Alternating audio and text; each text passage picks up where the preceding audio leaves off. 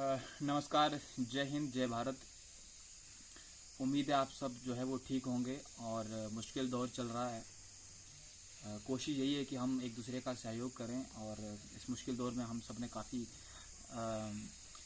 जो है वो मुसीबतें झेली हैं। और चाहे वो स्टूडेंट्स हों, चाहे वो हमारे जो सर्विसमैन किसी भी सेक्टर में सर्विस कर रहे हों, चाहे आम लोग हों, किसान हों, डेली बेसिस हों, सब ने बहुत चैलेंजेस का सामना किया है। बट धीरे धीरे लाइफ पटरी पे आ रही है और उम्मीद है सब जल्दी ठीक होगा। आज मैं एक ख़ास बात करने के लिए आपके सामने आया हूँ।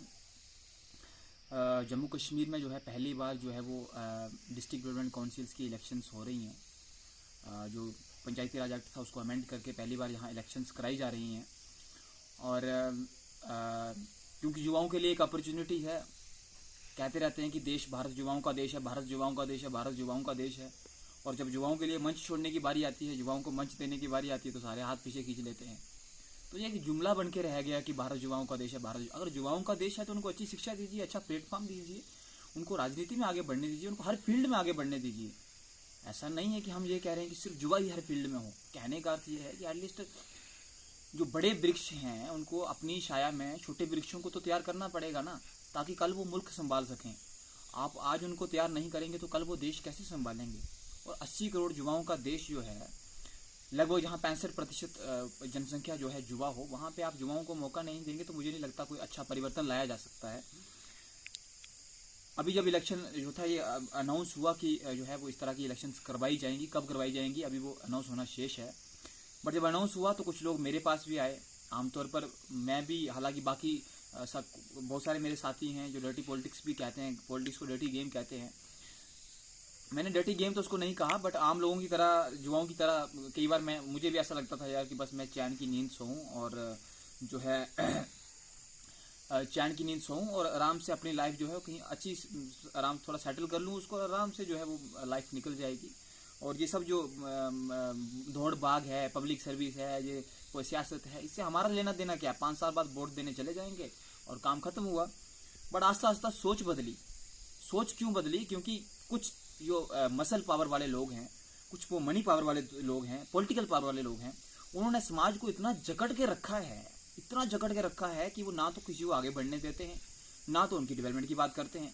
जब बात आती है कि कोई भूखा है, थोड़ा सा उसके मुंह में वो अनाज डाल देंगे। लेकिन ठीक है, अनाज डाला, उसके साथ साथ उसको ये भी तो सिखाओ ना कि भाई अनाज पैदा कैसे करना है। हमेशा तो आप उसके मुंह में नहीं डाल सकते। बट ये इसलिए हमेशा उसके मुंह में थोड़ा थोड़ा डालते रहते हैं ताकि ये प्रोसेस चलता रहे और आम बंदा इनके आगे माथा टेकता रहे, ताकि वो इनकी जो कहिए कि दया का मोहताज रहे। तो आम व्यक्ति को जब तक आप आत्मनिर्भर नहीं बनाएंगे तो एक सशक्त समाज और देश का निर्माण करेंगे कैसे। तो मेरे पास भी कुछ लोग आए जो मेरे साथी थे और उन्होंने मुझसे आग्रह किया। हालांकि मैं अभी सोच ही रहा था तो मेरे कुछ मित्र थे जिन्होंने नाम प्रपोज भी कर दिया पब्लिक में। हालांकि ऑफिशियल चीज़ें बाद में आएंगी, बट वो पिछले कुछ दिनों में लगातार मुझे जो थे वो उन्होंने कॉन्टैक्ट किया कि सर डिस्ट्रिक्ट डेवलपमेंट काउंसिल की इलेक्शंस हो रही हैं जम्मू कश्मीर में, और हम खुद जो है वो डिस्ट्रिक्ट उधमपुर और पंचायती तहसील से मैं आता हूँ। और प्रेजेंटली जो है वो हमारी जो 2 तहसीलों के कुछ एरियाज हैं, पंचायती तहसील और मोंगली तहसील के, तो उनको मिला के एक कंस्टिट्यूंसी बनाई गई है डिस्ट्रिक्ट डेवलपमेंट काउंसिल की। तो उन्होंने मुझसे भी कहा कि आप भी जो है वो आइए, आपको आना चाहिए। और जब मैंने कहा कि नहीं किसी और को आना चाहिए, तो उनका कहना था कि अगर आप इस उम्र में नहीं आते हैं तो कब आएंगे। आप अगर इस उम्र में सर्विस करने नहीं आते तो कब आएंगे, कब तक जो है वो। तो जब उन्होंने आगे किया और विनती की, तो आज मुझे ऐसा, मैं आपके सामने जब आया हूँ तो मुझे ऐसा लगता है कि मुझे जो था आगे जाना चाहिए। और क्यों जाना चाहिए मैं ये ज़रूर बताऊंगा आपको, लेकिन ये ज़रूर तय है कि मैंने एक फ़ैसला किया है कि मैं जाऊंगा। और मुझे लगता है कि यही सही उम्र है जाने की, जब 18 साल में देश की सरकार, देश का संविधान जहाँ जो है वो ये इजाज़त देता है कि 18 साल में आप वोटिंग करिए। वो वोटिंग का अधिकार इसलिए देता है क्योंकि उसको लगता है कि 18 साल का जो युवक है या युवती है, उसमें इतना ज्ञान आ जाता है कि वो तय कर सके कि कौन अच्छा कैंडिडेट है, कौन नहीं है।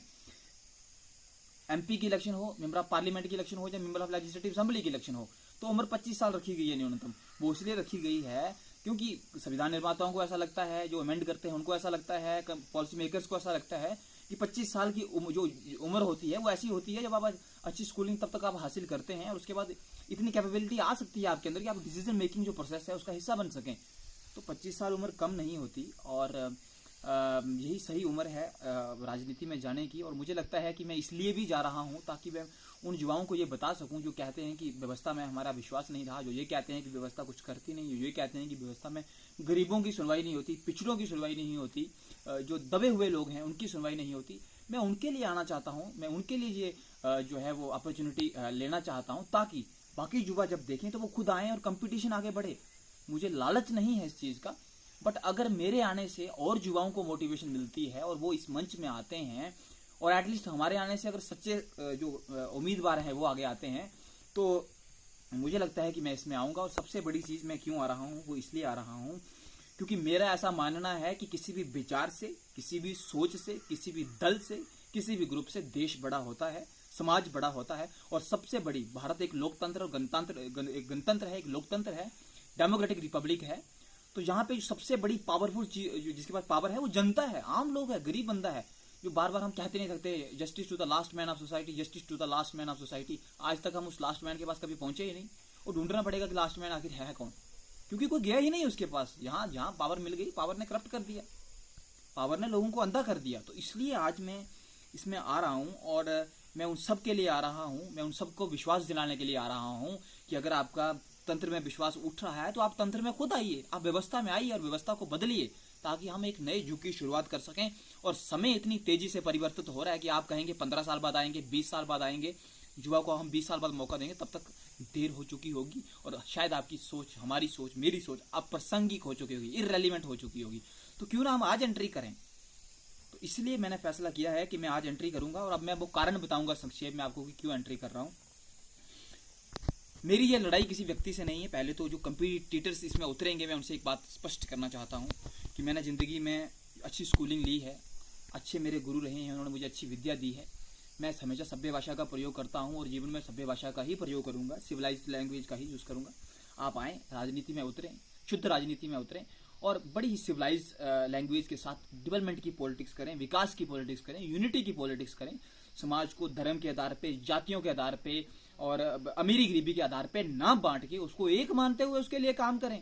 अगर हम उसको एक मान के, एक यूनिट मान के, इंसान को इंसान मान के, भारत के हर नागरिक को भारत का नागरिक मान के, अपने गांव के बंदे को उसको किसी धर्म जाति के नाम पे ना बांट के अपने गांव का बंदा मानेंगे, तो कौन कहता है भाई विकास नहीं होगा। आज बताइए, क्या हमारी सरकार कंगाल है क्या? हमारे पंचायती राज कंगाल है क्या? सबके पास धन है, पैसा है, सबके पास, कोई कंगाल नहीं है। लेकिन डिसीजन मेकिंग पावर हमें क्रिएट करनी है। और हमारे जो युवा पंच हैं, युवा सरपंच हैं, बेहतरीन कार्य कर रहे हैं, बहुत अच्छा काम कर रहे हैं, वो अच्छी कोशिश कर रहे हैं। हमारे जो बीडीसी चुने गए हैं, हमारे जो डिफरेंट स्टेट्स के एमएलएस हैं, हमारे यहाँ के जो लोकल एडमिनिस्ट्रेशन बहुत अच्छा काम कर रहे हैं, they are doing very good job. लेकिन अगर जम्मू कश्मीर में इसको कम्प्लीटली इम्प्लीमेंट किया जा रहा है तो यहाँ भी तो किसी अच्छे इंसान को आना पड़ेगा ना। तो इसलिए हमें लगा क्यों ना हम भी एंट्री करते हैं।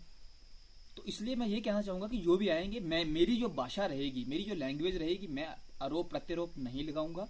मैं पहले बता रहा हूँ, मैं किसी पर आरोप प्रत्यारोप नहीं लगाऊंगा, मैं किसी की निंदा नहीं करूंगा, मैं किसी की जो नकारात्मक आलोचना नहीं करूंगा, मैं नेगेटिव पॉलिटिक्स नहीं करूंगा।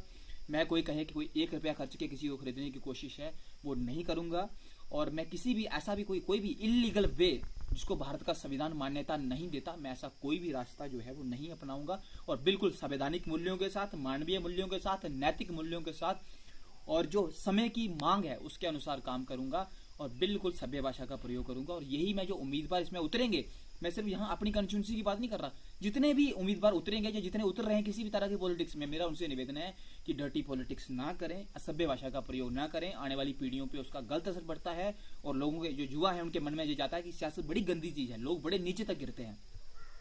इससे पहले मैं कारण बताऊं क्यों आ रहा हूं, मैं ये भी बताना चाहता हूं कि जब से ये कुछ लोगों ने मुझे प्रपोज किया था, तब से मुझे कई फोन आए हैं। मसल पावर वाले लोग हैं, मनी पावर वाले लोग हैं, बार बार उन्होंने दबाने की कोशिश की है। डायरेक्टली या इनडायरेक्टली उन्होंने मुझे यूं कहिए कि डायरेक्टली या इनडायरेक्टली उन्होंने इफेक्ट इन्फ्लुएंस करने की कोशिश की है कि मैं पीछे हट जाऊं। कुछ ने कहा जुआ है, बहुत जुआ है, इसको क्या पता दुनिया का क्या ज्ञान है। कुछ ने कहा कि पार्टी आपको टिकट नहीं देगी जी, कोई पार्टी आपको टिकट नहीं देगी जी। कुछ ने कहा जी आप क्या करना है इसमें आके जी, आप जाइए कोई नौकरी करिए, ये करिए वो करिए। तो मैं कहता हूँ कि अगर युवा हूँ भाई, तो फिर तुम ये क्यों कहते फिरते हो कि भारत युवाओं का देश है, युवाओं को आगे बढ़ाइए। और अगर पार्टी टिकट नहीं देगी तो फिर आजाद उम्मीदवार किस लिए हैं?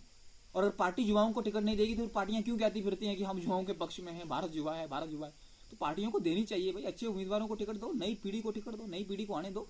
एक समय, एक निश्चित समय के बाद हम भी इररिलेवेंट हो जाएंगे, हमें भी नई पीढ़ी के लिए अपना स्थान छोड़ना पड़ेगा। तो वर्तमान पीढ़ी स्थान नहीं, मैं उनको स्थान छोड़ने के लिए नहीं कह रहा, मैं कह रहा हूँ युवाओं के सिर पे अपना हाथ रखिए, मौका दीजिए, अवसर दीजिए ना, देखिए अगर करते हैं कुछ तो आशीर्वाद दीजिए, नहीं करेंगे तो कान पकड़ लेना, मुर्गा बना लेना, और क्या कर सकते हैं, यही कह सकते हैं, इससे ज्यादा कुछ नहीं कह सकते।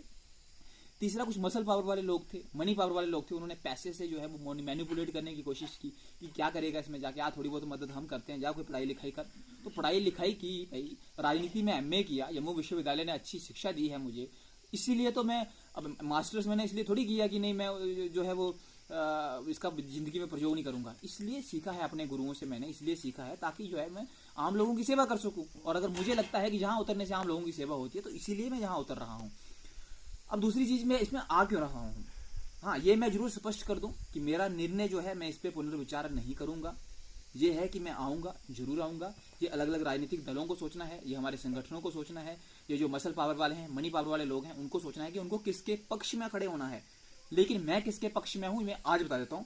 मैं न्याय के पक्ष में हूं, मैं जेंडर इक्वेलिटी, लैंगिक समानता के पक्ष में हूं, मैं बेटियों की शिक्षा के पक्ष में हूं, मैं जो हमारी युवा पीढ़ी है उसको अच्छी शिक्षा के पक्ष में हूं, मैं उसको अच्छे रोजगार के पक्ष में हूं, मैं साफ सुथरी और पक्की सड़कों के पक्ष में हूं, मैं जो है वो डेवलपमेंट की पॉलिटिक्स के पक्ष में हूं, मैं जो है वो गरीबों के उत्थान के पक्ष में हूं, मैं जो है पिछड़ों के लिए आया हूं, मैं जो है उन दबे कुचलों के लिए आया हूं जो जब सरकारी दफ्तरों में जाते हैं तो बाबूजी बाबूजी करते नहीं थकते और बाबूजी उनकी बात नहीं सुनते।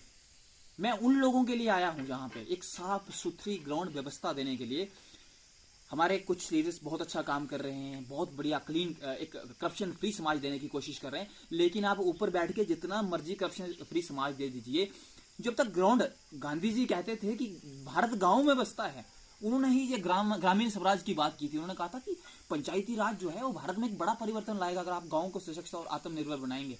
और इसीलिए मैं उन्हीं गांधी, राष्ट्रपिता महात्मा गांधी के सपनों को पूरा करने के लिए यहाँ पे आया हूँ। और यहाँ मैं एक लाइन जरूर जोड़ना चाहूंगा कि ना तो राष्ट्रपिता महात्मा गांधी वापिस आएंगे, ना शहीद आजम आदरणीय भगत सिंह जी वापिस आएंगे, ना डॉक्टर भीमराव जी, जो आदरणीय डॉक्टर भीमराव अम्बेडकर जी वापिस आएंगे, ना जो है यूं कहिए आपकी कोई मदर टेरेसा वापिस आने वाली हैं, ना हमारे जो युवाओं के आदर्श थे डॉक्टर एपीजे अब्दुल कलाम वापिस आएंगे। उनके आदर्श हमारे पास, लेकिन ये हम पे है कि क्या हम उनके आदर्श मानते हैं, नहीं मानते।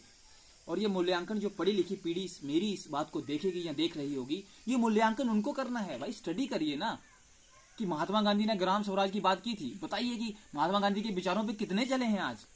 अगर चले हैं तो युवा पीढ़ी को जो है वो क्वालिटी एजुकेशन क्यों नहीं है।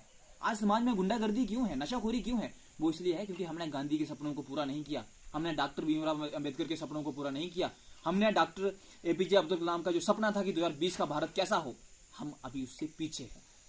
इसलिए जो है मैं उतर रहा हूं।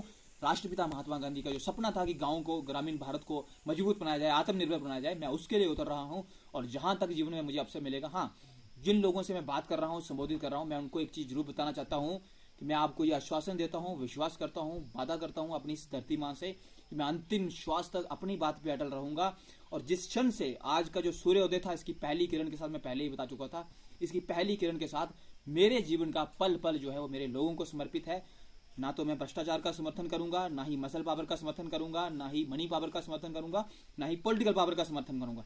मेरा समर्थन है भारत के आम नागरिक को, मेरा समर्थन है भारत के युवा को, मेरा समर्थन है भारत की बहन बेटियों को, मेरा समर्थन है अच्छे लोगों को, मेरा समर्थन है सच्चे लोगों को, मेरा समर्थन है जो क्लाइमेट चेंज जैसे इशू के खिलाफ लड़ना चाहते हैं, धरती को बचाना चाहते हैं, विश्व का उज्जवल उसके लिए काम करना चाहते हैं। मेरा समर्थन उनको है।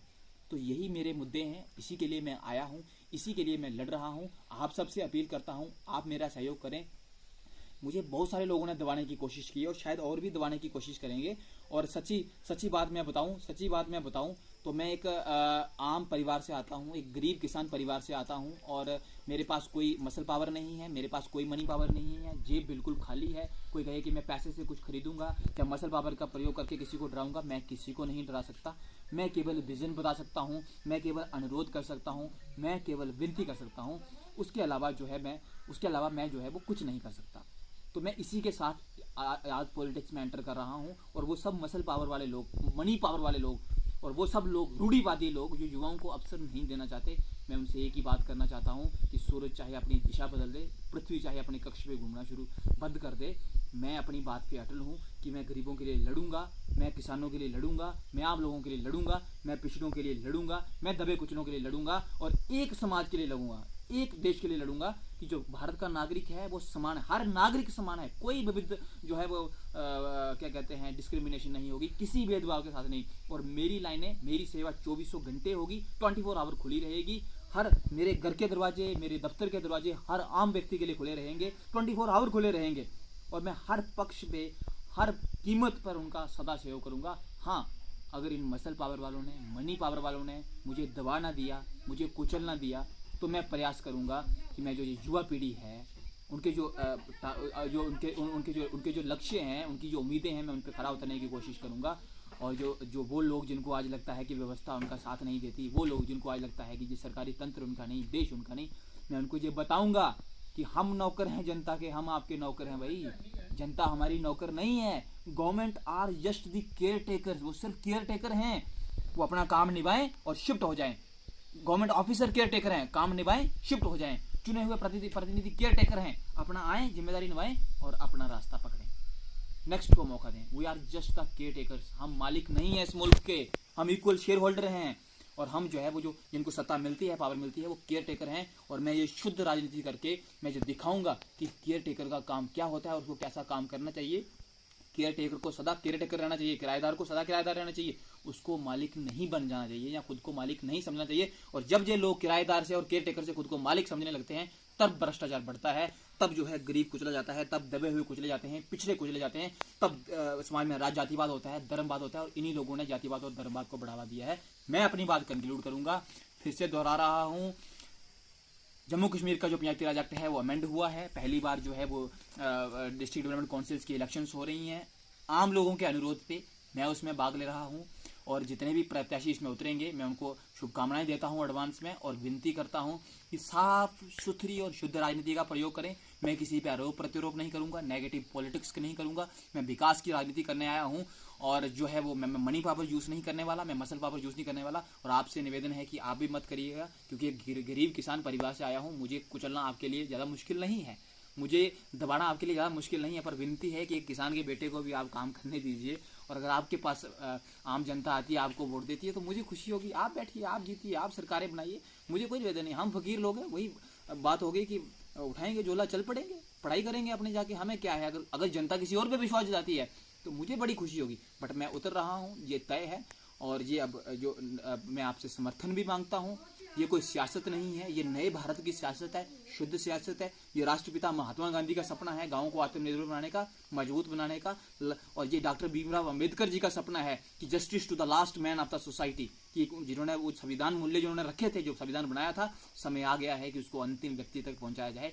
और आज बड़े ही सोच विचार के बाद मैं अपने 2400 घंटे अपने गाँव की, अपने इलाके की, अपनी कंस्टिट्यूंसी की, अपने जिले की, अपने राज्य की, अपने देश की जनता को समर्पित करता हूं और समूचे विश्व को समर्पित करता हूं। और आज के बाद मैं बिल्कुल जो है वो अपना सारा समय जो है वो दूंगा, इस सर्विस को दूंगा और प्रयास करूंगा। हाँ, अगर जनता ने जो है वो, जनता को लगा कि नहीं मैं सही नहीं हूं और जनता मुझे बिठाना चाहेगी, तो वो लोकमत है, वो लोकतंत्र है, शुद्ध लोकतंत्र है। आप उसको अवसर दीजिए, बिठाने दीजिए, हम बैठ जाएंगे, हम और काम कर लेंगे। हमें खुशी होगी कि ये जनता का निर्णय है। जनता के निर्णय में मैं तो परमात्मा का निर्णय देखता हूँ, क्योंकि वो संवैधानिक मूल्यों हैं। संविधान मेरे लिए, मैं फिर बता दूं, संविधान सब भारत का संविधान सबसे बड़ा है और मेरे लिए सबसे बड़ी जो आदर्श है वो भारत का संविधान है। और मेरे लिए सबसे बड़ी पावर है वो आम लोगों की, गरीब लोगों की पावर है। और मैं उन्हीं के लिए लड़ा हूं, उन्हीं के लिए लड़ूंगा। और पिछले 10 साल की पब्लिक जब सर्विस मैंने जो की है, जो सेवा की है, उसमें जब भी मुझे अवसर मिला है, चाहे वो पर्यावरण का क्षेत्र हो, चाहे वो ब्लड डोनेशन का क्षेत्र हो, चाहे वो कहीं कल्चरल प्रेजेंटेशन की बात हो, कहीं भी समाज सेवा में काम करने की बात हो, मैं मंच आगे रहा हूँ, मैंने पूरा प्रयास किया है। और शायद इसीलिए जो है वो सरकारों ने मुझे जो है वो सम्मानित भी किया है। बट आज समय आ गया है उतरने का और मैं उतर रहा हूँ। इसी बात के साथ आपसे विदाई लेता हूँ। और उन सब लोगों से जो मुझसे सहमत नहीं होंगे, उनसे निवेदन है कि आप सभ्य तरीके से, बिल्कुल सिविलाइज्ड वे में, चाहें तो मुझे क्रिटिसाइज कर सकते हैं, मेरी आलोचना कर सकते हैं। मैं तुम्हारी आलोचना नहीं करूंगा, बट आप मेरी आलोचना कर सकते हैं, लेकिन बिल्कुल सभ्य तरीके से, ताकि युवा पीढ़ी के पास गलत आदर्श ना जाए। पहली बार ये इलेक्शंस हो रही हैं और युवा पीढ़ी का राजनीति में विश्वास बढ़े। सिस्टम में, राजनीति में विश्वास बढ़ेगा, सिस्टम में विश्वास बढ़ेगा। और वो लोग जो ज़्यादा कंट्रीब्यूट करेंगे, अगर सिस्टम में विश्वास है, उनको विश्वास है कि देश उनका भला करेगा, तो कोई भी युवा नशाखोर नहीं बनेगा, कोई युवा आतंकवादी नहीं बनेगा, कोई युवा नक्सलवादी नहीं बनेगा, कोई युवा चोर नहीं बनेगा, कोई युवा गलत रास्ते पे नहीं जाएगा। अगर उसको ये विश्वास हो गया तो ये सिस्टम उसके साथ न्याय करेगा, ये सिस्टम उसका जो टैलेंट है उसको बराबर मंच देगा। तो इसी के साथ मैं आप सबसे विदा लेता हूँ और मैं रेगुलरली टच में रहूँगा, प्रयास करूँगा कि मैं जो है वो बातचीत करता रहूँ। और हाँ, मैं फिर बता दूँ कि एक आम परिवार से आता हूँ, मैं मनी पावर नहीं है मेरे पास, और मुझे गरीबों की ही सपोर्ट है, और संभव है ये मसल पावर वाले लोग मुझे दबाने की कोशिश करेंगे, कोशिश शुरू कर दी है उन्होंने, बट मैं जो है वो डिगने वाला नहीं हूँ। मैंने कह दिया सूरज अपनी दिशा बदले तो बदले, बट मैं गरीबों के लिए लड़ूंगा, और ये अंतिम और अटल निर्णय है। इसी के साथ मैं आप सबसे विदा लेता हूँ और अपील भी करता हूँ कि अपना अपना ध्यान रखें, मुश्किल दौर है, एक दूसरे का सहयोग दें। एक बार ये दौर निकल जाएगा तो फिर समय आएगा, फिर बाकी काम भी करेंगे। तो इसी के साथ जय हिंद, जय भारत।